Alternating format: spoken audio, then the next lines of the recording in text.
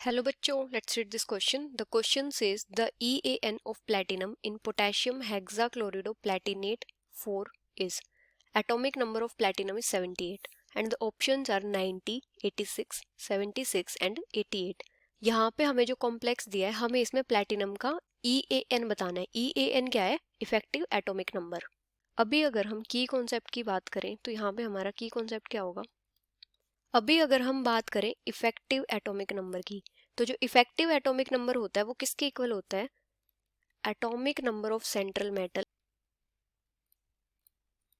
Number of central metal minus oxidation state of central metal, oxidation state of central metal plus number of electrons donated by ligands. Number of electrons donated by ligands. तो इस type से हम effective atomic number find out कर सकते हैं. अभी हमें यहाँ पे क्या कॉम्प्लेक्स दिया है? पोटेशियम हेक्साक्लोरिडो प्लैटिनेट 4. तो यहाँ पे क्या दिया है कि जो प्लैटिनम है उसकी ऑक्सीडेशन स्टेट कितनी है? 4 है. तो प्लैटिनम क्या है? +4 ऑक्सीडेशन स्टेट में है. तो यहाँ पे क्या दिया है? प्लैटिनेट दिया है. तो इसका मतलब क्या हो जाएगा कि जो कोऑर्डिनेशन स्फीयर है वो एनायनिक पार्ट होगा,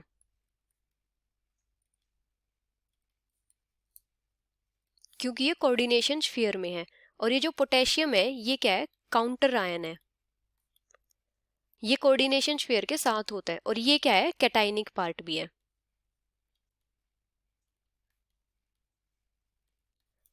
तो पहले हम क्या करेंगे, ये जो कॉम्प्लेक्स है इसका फॉर्मूला लिखेंगे. तो इसका फॉर्मूला किस टाइप से हो जाएगा? पहले हम क्या लिखते हैं? कैटायनिक पार्ट लिखते हैं. यहाँ पे कैटायनिक पार्ट क्या है? पोटेशियम है. तो पहले हम पोटेशियम लिखते हैं. पोटेशियम के पास कितना चार्ज होता है? +1. अभी हम क्या करते हैं, ये जो कोऑर्डिनेशन कंपाउंड है इसको हम स्क्वायर ब्रैकेट्स में लेते हैं. Square brackets. अभी क्या होगा कि पहले हम क्या करेंगे? सेंट्रल मेटल को प्लेस करेंगे. सेंट्रल मेटल क्या है? प्लैटिनम. उसके बाद हम क्या करते हैं, जो लीगेंड्स हैं उनको अल्फाबेटिकल ऑर्डर में प्लेस करते हैं. यहाँ पे क्या है? यहाँ पे सिर्फ एक लीगेंड है, क्लोरिडो, मतलब क्लोरीन. और ये कितने हैं? 6 हैं. तो क्या हो जाएगा? क्लोरीन 6. अभी हमें चार्ज पता करना है कि यहाँ पे कितना होना चाहिए. प्लैटिनम की ऑक्सीडेशन स्टेट कितनी है? 4 है. माइनस क्लोरिडो के ऊपर कितना चार्ज होता है? एक क्लोरिडो के ऊपर -1 चार्ज होता है. तो यहाँ पे टोटल चार्ज कितना हो जाएगा? -6. तो यहाँ पे हमारे पास जो कोऑर्डिनेशन स्फीयर है इसके ऊपर नेट चार्ज कितना हो जाएगा? -2. तो यहाँ पे नेट चार्ज कितना होगा? -2. अभी ये जो पूरा कोऑर्डिनेशन कंपाउंड है ये क्या होना चाहिए? न्यूट्रल होना चाहिए. मतलब जितना पॉजिटिव चार्ज है उतना ही नेगेटिव चार्ज होना चाहिए. लेकिन यहाँ पे क्या है? +1 चार्ज है. अगर यहाँ पे 2 पोटेशियम आयंस होंगे तो क्या हो जाएगा? चार्ज न्यूट्रलाइज हो जाएगा. तो हमारे पास जो कोऑर्डिनेशन स्फीयर है वो क्या होगा? प्लैटिनम हेक्साक्लोरिडो और इसके ऊपर चार्ज कितना है? -2.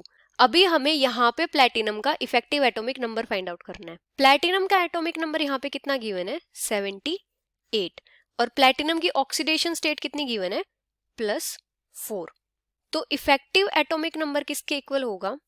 एटॉमिक नंबर ऑफ प्लैटिनम मतलब 78 माइनस ऑक्सीडेशन स्टेट कितनी है? 4 प्लस क्लोरिडो लिगेंड जो है वो कितने इलेक्ट्रॉन्स डोनेट कर रहा है? 2 इलेक्ट्रॉन्स. और यहाँ पे कितने क्लोरिडो लिगेंड्स हैं? 6 क्लोरिडो लिगेंड्स हैं. तो 6 × 2. तो यहाँ पे इफेक्टिव एटॉमिक नंबर कितना आ जाएगा? 78 माइनस 4 प्लस 12.